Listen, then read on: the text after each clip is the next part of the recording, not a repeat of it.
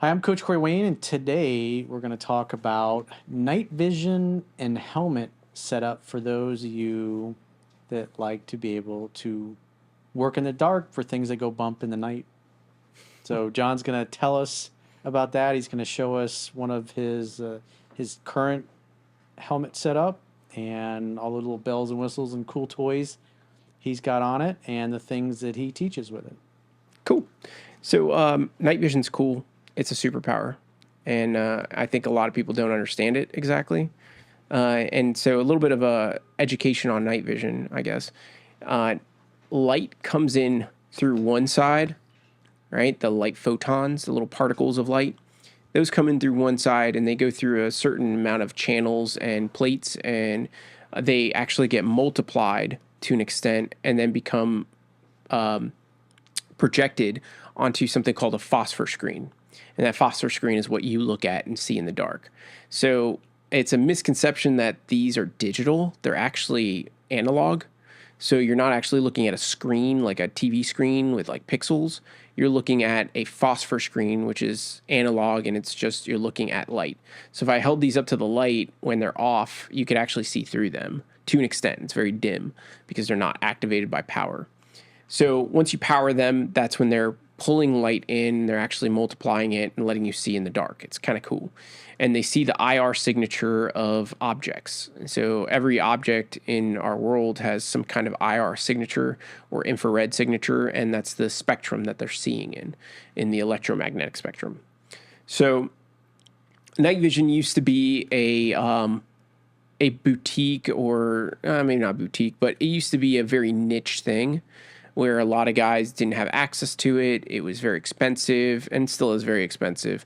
But it is something that more people understand now and more people are using on a regular basis. So I see night vision being used by civilians for like hunting and pest control and like hunting hogs and coyotes and stuff like that. Also for training and navigation through the darkness. Astronomers have been using them for stargazing and things like that for a long time. And now we're seeing more law enforcement agencies are starting to use them domestically to see in the dark and do operationally, do surveillance and stuff like that they have to do for their jobs, depending on what they're doing. And the military's been using them for decades. And because it gave us an upper hand on a lot of things that we were doing against our adversaries, depending on where they were and what their technological advancements were.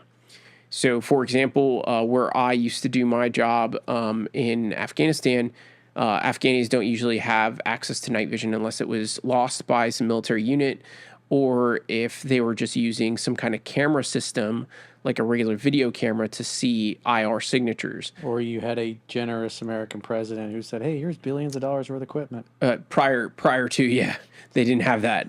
Now they have tons of night vision, and I kind of wanted to go over there and see if I could barter some from like some extra dudes, but now they have a lot of capabilities that they didn't before, and it's not even just the Afghani, their government. It's the actual people that we were fighting for 20 years. So it's a little sore subject, but night vision in the grand scheme of things is no longer a cool little club. Now it's very open sourced and very easy to get a hold of. The manufacturers that are in the European side of things, they sell to almost anybody.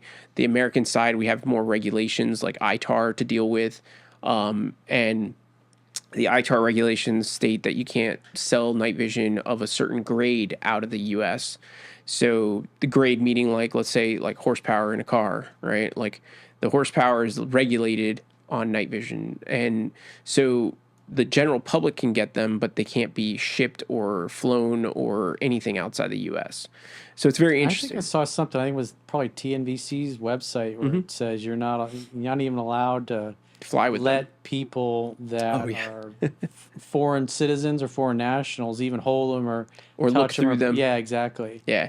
So that it's true. That's part of the rules. I've never seen it enforced, but that's like most rules. When it comes down to it, it is regulated to an extent, and you if you try to fly out of the U.S. or fly into the U.S. with something like this, it would be definitely something to get tagged on and you'd get the whole rubber glove kind of treatment. Pathological exam. Yeah. That sounds fun. Do you need a finger up your butt?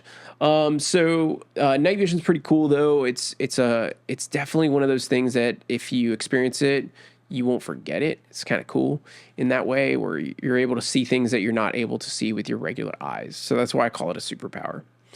Now, my night vision setup and my helmet, right? A helmet's usually how you carry your night vision on your head. There are some alternatives like skull crushers that they call them, but it's just essentially a strap system that goes around your noggin. They also have a couple different little ones that are more like a cap, like almost like a baseball cap. But they don't balance your night vision properly. And one of the things you'll miss out on when it comes to this is realizing the longer you wear it, the more your neck and your head are going to be strained by the night vision being so front heavy away from your face.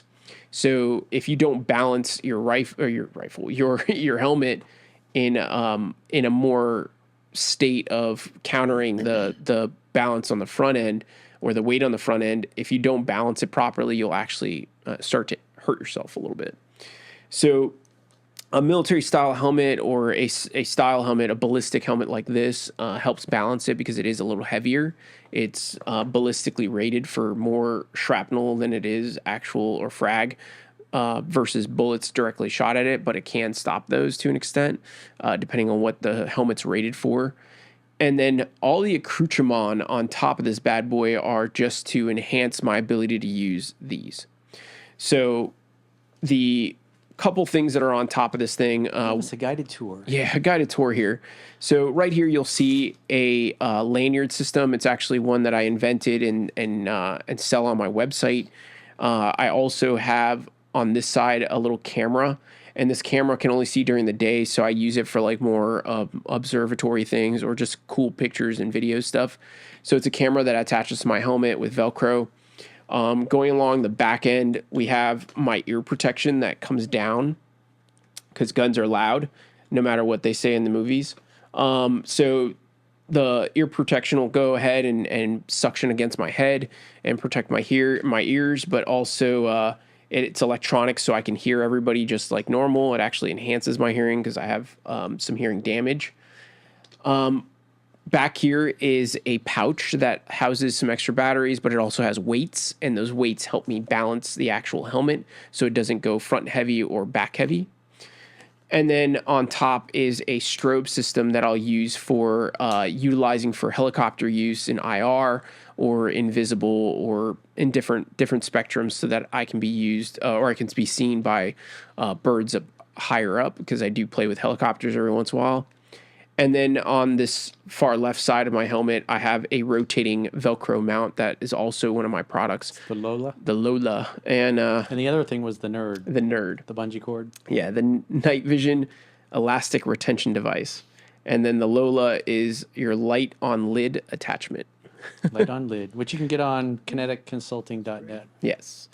And so, and this just has a handgun light, but the handgun light also goes into visible light and IR, so I can illuminate more. So if I was riding a vehicle of some sort and the headlights aren't usable because I'm trying to keep it dark, I can actually use this to illuminate ahead of me, like dirt bikes and quads and side by sides and stuff like that. Very, very useful. And so is that the Team Wendy helmet? This is a Team Wendy helmet, yeah. And then you've got the OpsCore Ear Pro system there. Mm-hmm. And I have a couple OpsCore helmets. I have some Team Wendy ones. I have a bunch of different ones. I just brought one today. Very cool. But yeah, every night vision class I have night vision rentals that you can rent and borrow some for the night essentially and use them for a class and learn more about them and see if it's even something you want to dive into, because night vision can be very expensive depending on what you get into. It can go from $3,000 or $4,000 all the way to $15,000 or even more, $40,000 for some stuff. So is it the Anvis ones? Those are the quads, the GPNVGs. The ones you see has the two. Yeah, the ones you see in Hollywood now because they caught on to those. That was from Zero Dark 30. Zero Dark 30. One of those movies that showed it. Yeah. But the quads are about $40,000. Like, they're expensive. The unit I have, Don't drop them. They'll probably be fine if you drop them from like a reasonable height. They just won't be okay if you like throw them.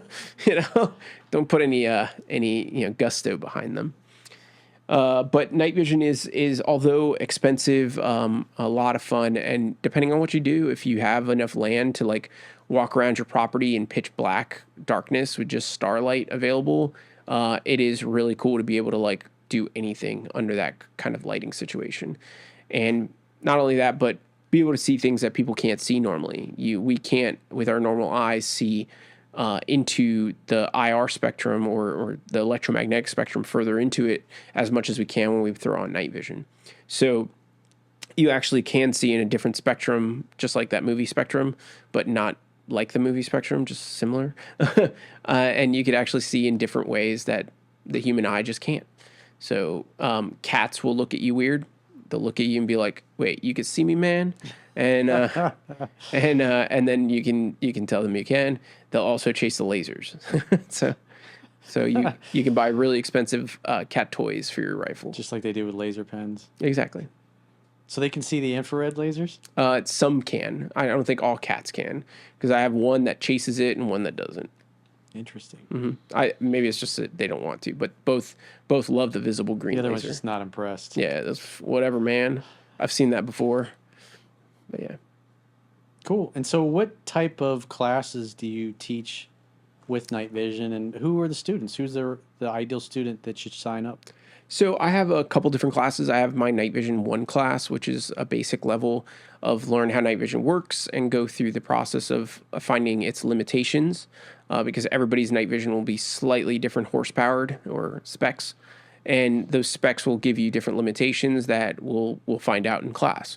And in there, we also find different ways to use our night vision to aim and shoot and maneuver around objects and stuff like that. And then after that class, I have my night vision building tactics course, or night vision CQB. And night vision CQB is a team-based class that is definitely not for the brand new shooter and more geared towards law enforcement or military. But I do have civilians in the classes, and I don't shy away from teaching civilians tactics. So you're going to need to have a radio and everything and all that? No need for a radio per se. You could if you came with like a group of friends that have radios. But it's mainly like we'll just talk. Like we'll use our voices to talk to each other. But there's no need to do a lot of talking in the way that I teach CQB. A lot of it's body language, and a lot of it's weapon-based communication or laser-based communication. So it's kind of cool. Cool. Same thing, the classes are on the website? Yeah, yeah. So if you guys want to sign up for, which I highly encourage you to, one of John's night vision classes, go to kineticconsulting.net and follow the prompts. And obviously, if you got a class you would like him to host, or you want to host a class, a private class, same process that we did the last time.